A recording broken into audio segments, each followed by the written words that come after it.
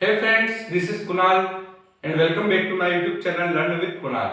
आज हम पढ़ेंगे समय के गलियारों से मानव भूगोल। इससे पहले हमने मानव भूगोल की प्रकृति एवं परिभाषाएं, मानव का प्रकृतिकरण, प्रकृति का मानवीकरण इत्यादि के बारे में पढ़ लिया। आज हम देखेंगे कि मानव भूगोल किन किन गलियारों से गुजरी है। इसके लिए हम सर्वप्रथम 3 कॉलम बनाएंगे। फर्स्ट कॉलम में हम लिखेंगे समय यानी काल, और इसके बाद लिखेंगे उपागम के क्षेत्र या उपागम। इसके बाद इस काल का प्रमुख लक्षण यानी इस काल में क्या हुआ।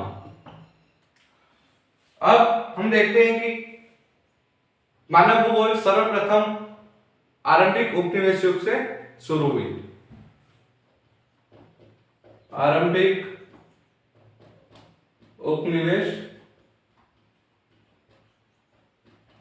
युग। इस युग में भूगोलवेताओं ने मानव भूगोल का अन्वेषण व विवरण प्रारंभ कर दिया, और इसमें भूगोलवेताओं ने नए नए प्रदेशों की खोज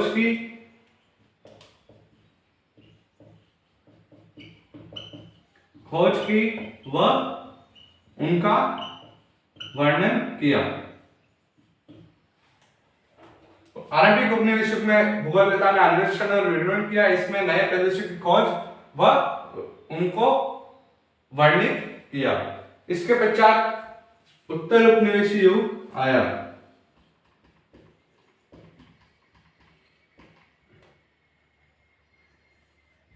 उपनिवेश युग आया। इस युग में भूगोलवेताओं ने प्रादेशिक विश्लेषण का काम किया। प्रादेशिक विश्लेषण। उपनिवेश का अर्थ होता है किसी एक देश का किसी दूसरे देश पर सामाजिक व आर्थिक रूप से आधिपत्य स्थापित करना या हक जमाना, जिसे 19वीं सदी में अंग्रेजों ने भारत पर आधिपत्य स्थापित किया था। उत्तर उपनिवेश युग में उपागम का क्षेत्र था प्रादेशिक विश्लेषण, और इसमें भूगोलवेताओं ने प्रदेश के सभी पक्षों का वर्णन आरंभ कर दिया। इसमें एक किसी विशेष प्रदेश के सभी पक्षों का वर्णन प्रारंभ किया। अब हम देखते हैं कि तीसरा गलियारा कौन सा है।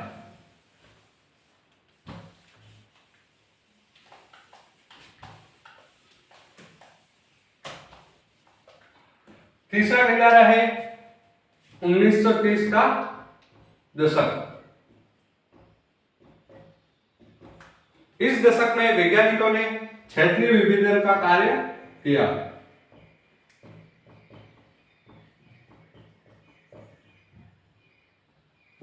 क्षेत्रीय विभेदन। विभेदन का अर्थ है, क्षेत्रीय विभेदन का अर्थ है कि किसी विशेष प्रदेश को उसके गुणों के आधार पर किसी दूसरे प्रदेश से तुलना करना, यानी प्रदेश के विशेष गुणों के आधार पर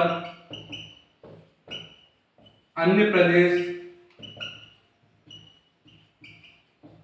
से भिन्नता ढूंढना।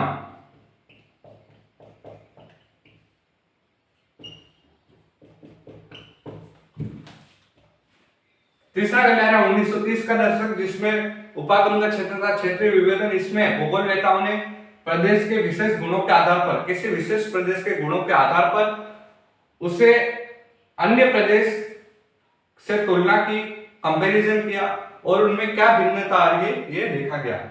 इसके पश्चात हम बात करते हैं 1950-60 का दशक। इस दशक में वैज्ञानिकों ने क्षेत्रीय संगठन का काम किया।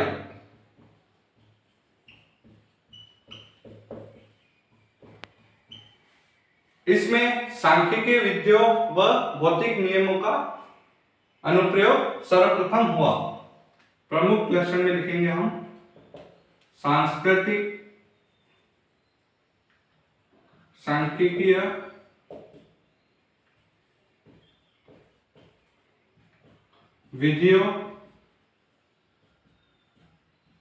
विधियों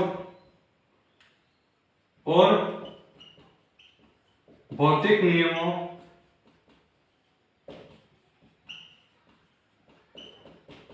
का अनुप्रयोग किया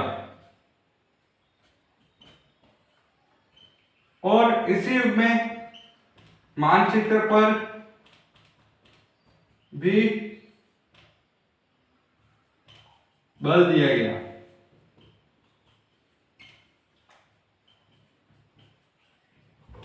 भौतिक नियमों और सांख्यिकीय विधियों का अनुप्रयोग होने लगा, जिसके कारण इस दशक को मात्रात्मक क्रांति का दशक भी कहा जाता है। मात्रात्मक क्रांति का दशक भी कहा जाता है। 1950-60 के दशक में उपागम का क्षेत्र क्षेत्रीय संगठन, इसमें सांख्यिकी विधियों भौतिक नियमों का अनुप्रयोग हुआ और मानचित्र पर भी बल दिया गया। इसी के कारण इसे मात्रात्मक क्रांति का दशक भी कहा जाता है।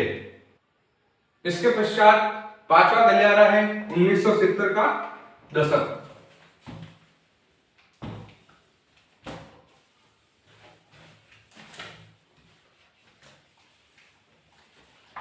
उन्नीस सौ 70 का दशक,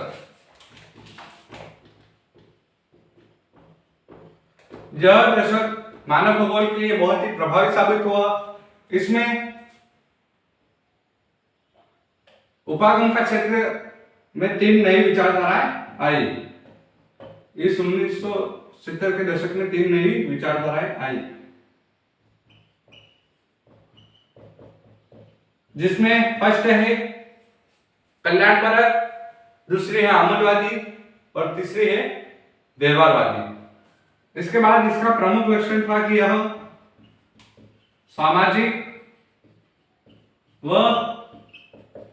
राजनीतिक रूप से बहुत प्रभावी रही। ये जो दशक है 1970 का दशक, इसमें 3 नई विचारधाराएं आई, जिनके कारण मानव भूगोल इसमें सामाजिक और राजनीतिक रूप से बहुत ही प्रभावी रही। इसके बाद आता है 1990 का दशक।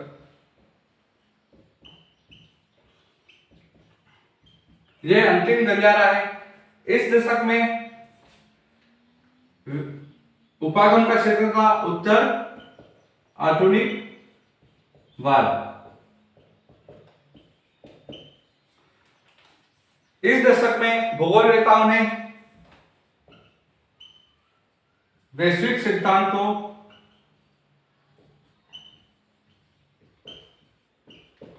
को स्थानीय रूप से समझना प्रारंभ किया। यानी वैश्विक सिद्धांत, यानी विश्व में भूगोलवेताओं द्वारा दिए अनेक सिद्धांतों को स्थानीय रूप से समझना प्रारंभ कर दिया। अब हम पढ़ेंगे इनकी 1970 की 3 नई विचारधाराएं। पहली विचारधारा है मानवतावादी या कल्याणपरक विचारधारा। इस विचारधारा में भूगोलवेताओं द्वारा शिक्षा, स्वास्थ्य और आवास आदि पक्षों पर बल दिया गया। यह विचारधारा 1970 के दशक में बहुत ही प्रभावी साबित हुई। इसके लिए भूगोलवेताओं ने विचार किया कि इसको ग्रेजुएशन के कोर्स में जोड़ा जाए। उन्होंने विचार किया कि इसको ग्रेजुएशन के कोर्स में जोड़ा जाए। इसके बाद इन्होंने सामाजिक कल्याण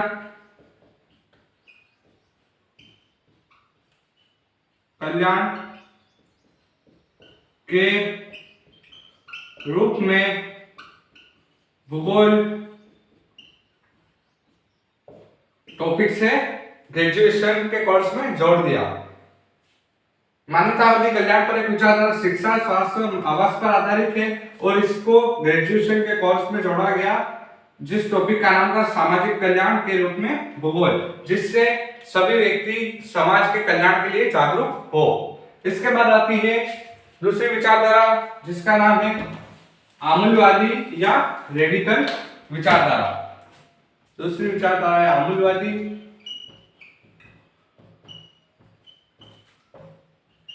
रेडिकल विचारधारा। यह विचारधारा, इस विचारधारा की व्याख्या करने के लिए मार्क्स के सिद्धांतों का प्रयोग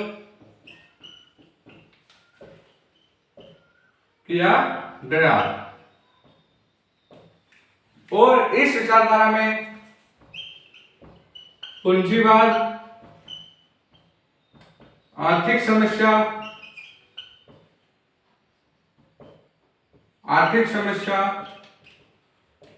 व गरीबी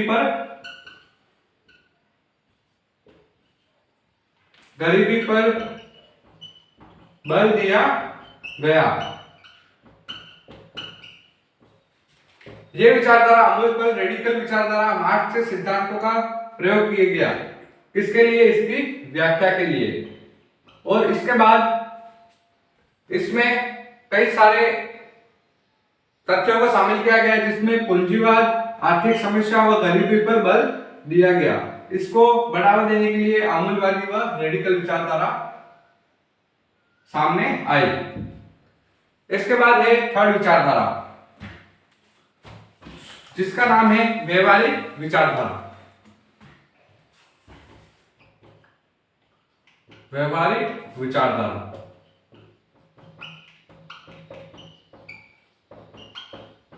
इस विचारधारा में जाति,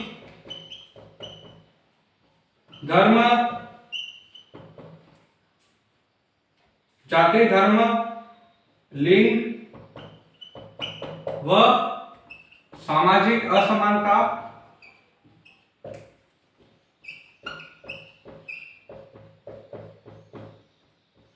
के तथ्यों पर ध्यान केंद्रित किया गया।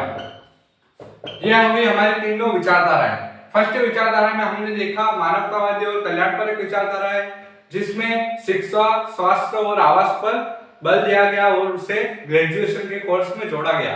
इसके पश्चात सेकंड विचारधारा है आमूलवादी और रेडिकल विचारधारा, जिसमें उसकी व्याख्या करने के लिए मार्क्स के सिद्धांतों का प्रयोग किया गया और उसमें पूंजीवाद, आर्थिक समस्या और गरीबी पर बल दिया गया। इसके पश्चात आती है थर्ड विचारधारा व्यवहारिक विचारधारा, जिसमें जाति, धर्म, लिंग, सामाजिक असमानता के तथ्यों पर ध्यान केंद्रित किया गया। इन सभी पर ध्यान दिया गया।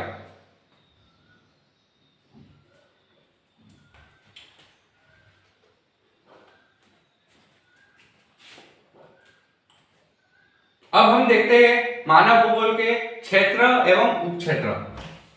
समय के गलियारों से मानव भूगोल टॉपिक हमारा कंप्लीट हो गया।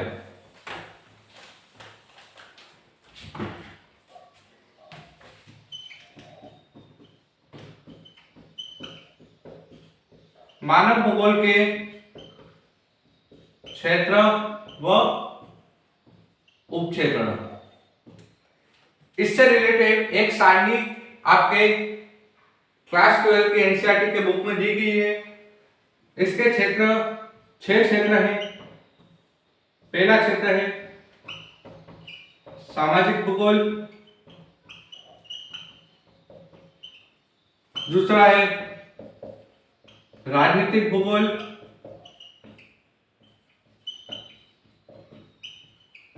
तीसरा है आर्थिक भूगोल,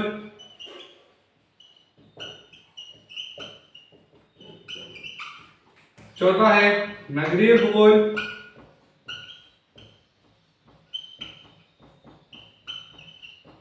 पांचवा है आवास भूगोल,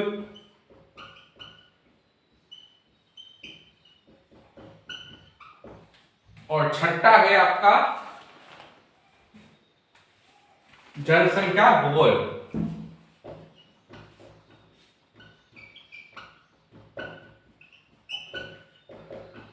ये 6 क्षेत्र मानव भूगोल के क्षेत्र हैं।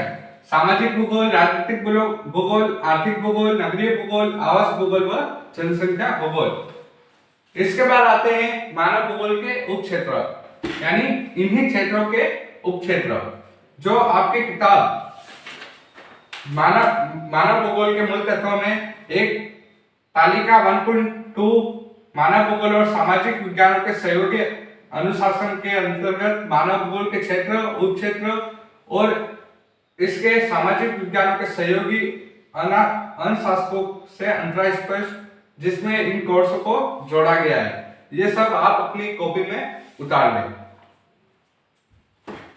अब हम देखते हैं कि सामाजिक भूगोल में क्या आता है।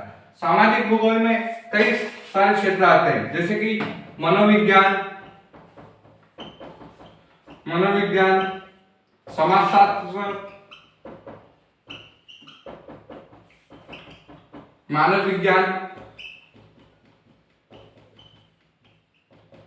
जनसंख्या क्या आता है, जनांकिकी, नगरीय भूगोल में क्या आता है, नगर शास्त्र